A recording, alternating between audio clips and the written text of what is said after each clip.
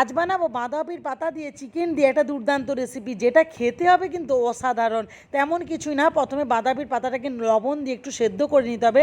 হালকা সেদ্ধ হয়ে আসলে এটাকে নামিয়ে নিতে হবে। তারপর এখানে দেখো অন্য কড়াইতে গাজর, ক্যাপসিকাম, বিনস, ধনেপাতা কুচি, কাঁচা লঙ্কা কুচি সমস্ত উপকরণ দিয়ে এবার একটু করে নাড়াচাড়া করে নিতে হবে। তারপর এখানে যে চিকেনটাকে কেটে কেটে রেখেছিলাম সেই চিকেনের কিমাগুলোকে দিয়ে এবার নাড়াচাড়া করে নিতে হবে খুন্তির সাহায্যে। তারপর এখানে গোলমরিচ গুঁড়ো, হলুদ গুঁড়ো, লঙ্কা গুঁড়ো, জিরে গুঁড়ো, আদা একটু বাটা, রসুন বাটা দিয়ে এবার ভালো করে চিকেনটা ভাজা ভাজা হয়ে আসলে তারপর নামিয়ে নিতে হবে। তারপর অন্য পাত্রেতে 3 চামচের মতো বেসন, 1 চামচের মতো চালের গুঁড়ো, হলুদ গুঁড়ো, জিরে গুঁড়ো, গোলমরিচ গুঁড়ো আর পরিমাণ মতো লবণ দিয়ে একটা পাতলা করে ব্যাটার বানিয়ে নিতে হবে। আর বেশি না পাতলা না হয়ে যায়, একটু একটু মোটা মোটাও বানিয়ে নিতে হবে। তারপর এখানে বাঁধাকপির পাতাটাই দেখো চিকেনগুলোকে দিয়ে মুড়ে মুড়ে এবার গরম তেলেতে ভেজে নাও। খেতে কিন্তু দারুণ হয়।